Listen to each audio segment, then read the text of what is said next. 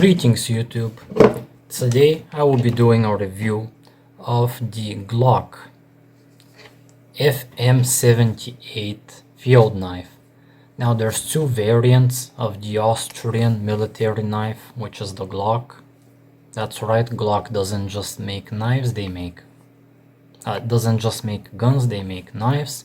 And since I reviewed the Smith & Wesson knife, which is also a knife from a gun company, continuing the theme, I decided to do this review. Now it comes with this sheath. There's two variants. I forgot to mention the FM78, which is what I have, and there's also the 81, so the variant 81, which the only difference is it has a saw on the back, but I don't really like that, and I will explain just in a second why.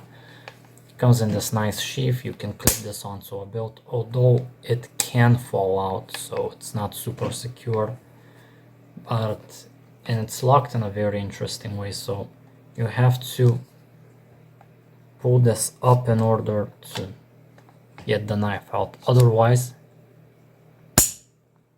you can hear it click, it stays in there. Like this cannot fall out like this, which is very nice.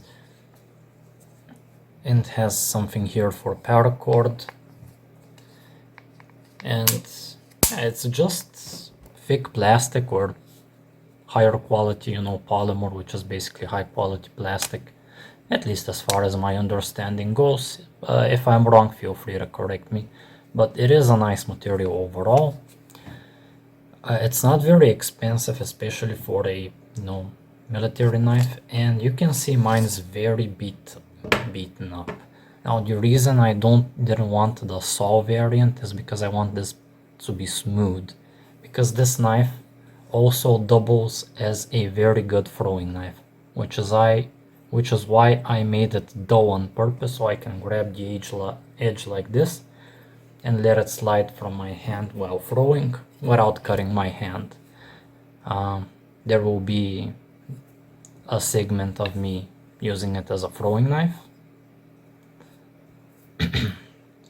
And you can see this is very beaten up because I throw it, and it has stood up very well. There's a guy on YouTube called Joe X that does, they're a little bit weird, but because he wears a mask and destroys knives, so it's it looks a little psychotic, but I'm into that stuff.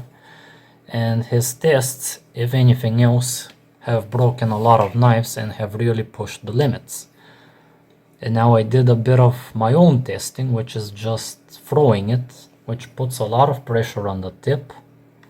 And you can see the only thing that's missing here is just a very minor chip that you can actually just smooth out in a 60 grit like stone that's made for tools, and then you can proceed to the finer grits and you can make it sharp again pretty easily. But I don't want to. I want to have this somewhat dull so I can throw it. The guard, although I've hit it, has actually held up quite nicely. It's pretty thick. You can see the spine. It's a clip point. So the main characteristics are it's a classic field knife.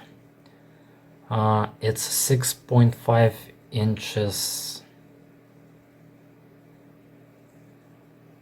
6.5 inches is how long the blade is, and it's pretty thick. It's 5 millimeters thick, 11 inches overall length, and 7.3 ounces in weight. So it's actually not very heavy, but it's still heavy enough to be good as a throwing knife.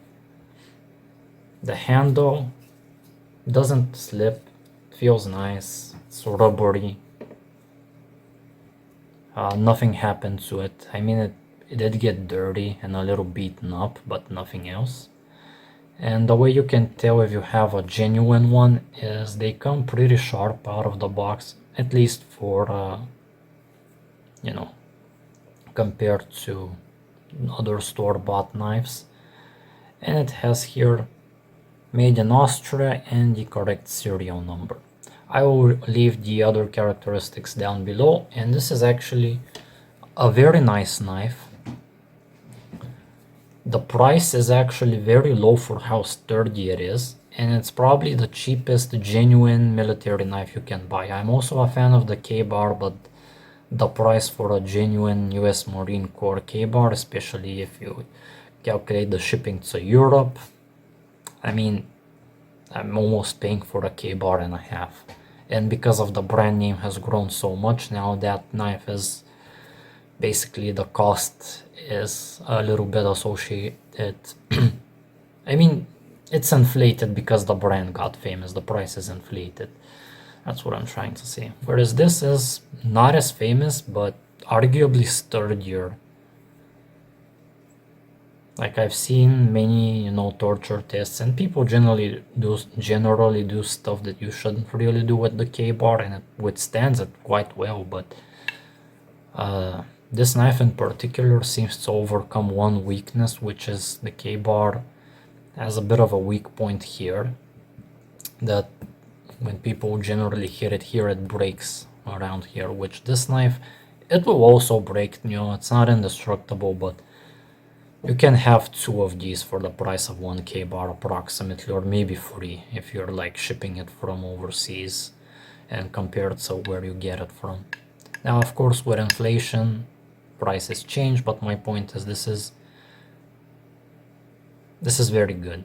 Although obviously, if we're making the comparison, the K-bar has better edge retention, and if we're talking just balance, I will make a review of the K-bar later, but the balance on the K-bar, if you're using it as a fighting knife, now I don't do knife fighting sports or anything, so it's just an amateur opinion, not even an amateur, just someone who has held it, and I've held both.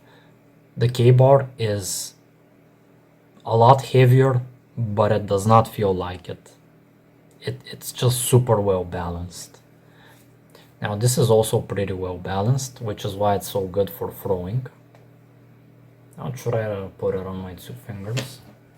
You can see this is how a weapon should be balanced. And yeah, and I like it a lot. I would actually give this a 9.5 out of 10. And honestly, I would give it like an 8 or a 9 out of 10 for throwing.